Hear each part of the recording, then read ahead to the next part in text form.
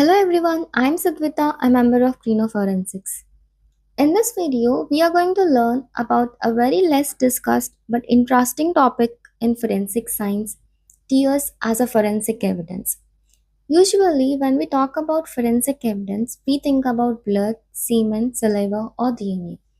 But today, we will understand how tears, which seems very simple and emotional, can also have a scientific and forensic significance. So, let us begin.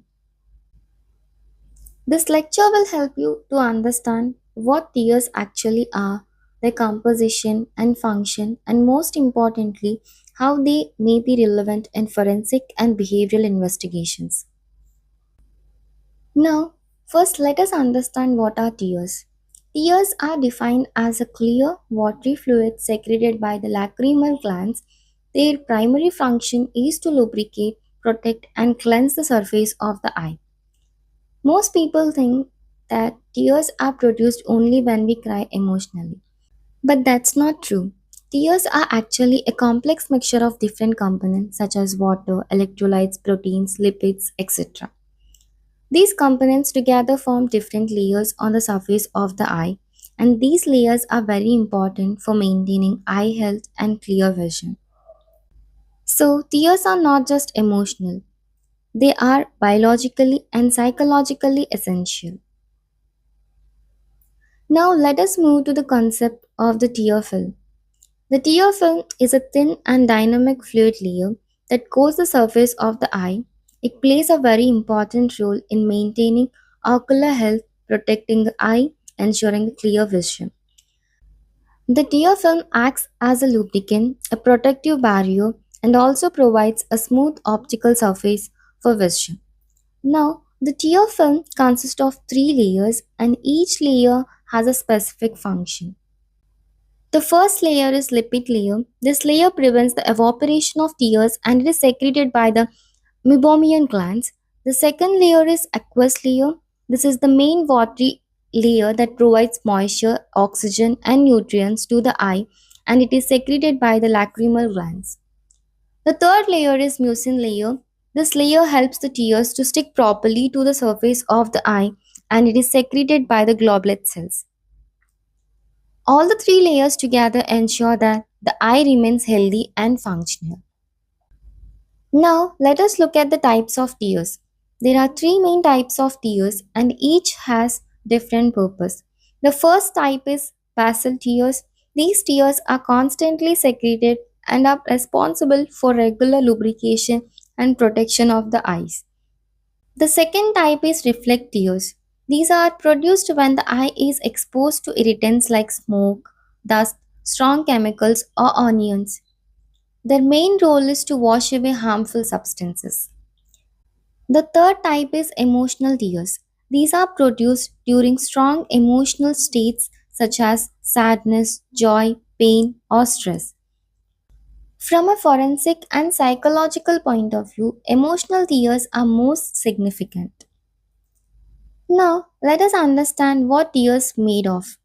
Tears are composed of 98 to 99% water, but the remaining components are very important.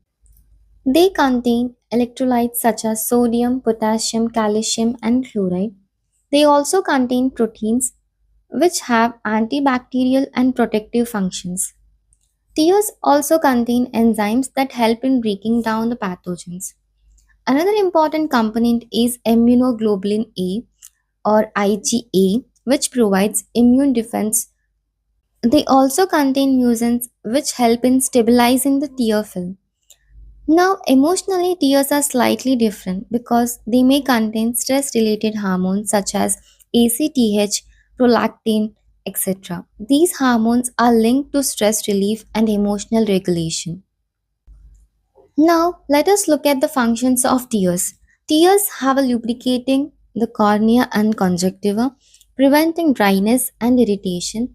They protect the eye by washing away dust, microorganisms, and irritants. They nourish the cornea by supplying oxygen and essential nutrients. Tears also help in maintaining a clear optical surface, which is necessary for proper vision.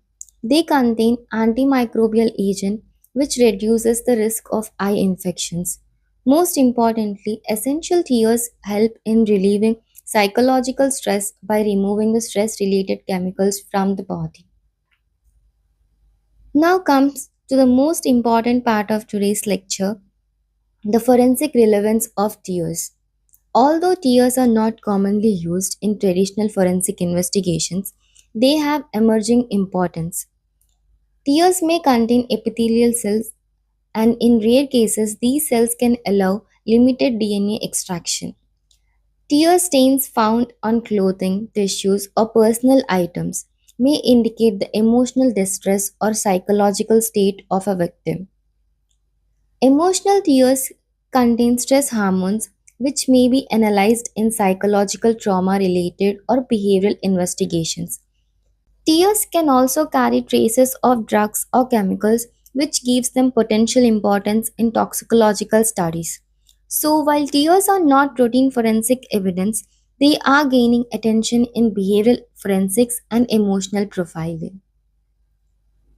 So, to conclude, tears are not just emotional response, they are biological fluid with scientific significance. Though their forensic application is still limited, they hold promising potential in psychological, behavioral, and trauma based investigations. Thank you for listening. I hope this lecture helped you to understand tears from a forensic perspective. Please drop your comments below if you have any questions or want us to explain any forensic topic. We would be happy to cover them in future videos. And the presentation document will be shared on social media channels. You can directly access the document from there. Stay tuned for next video to learn with Krino Forensics.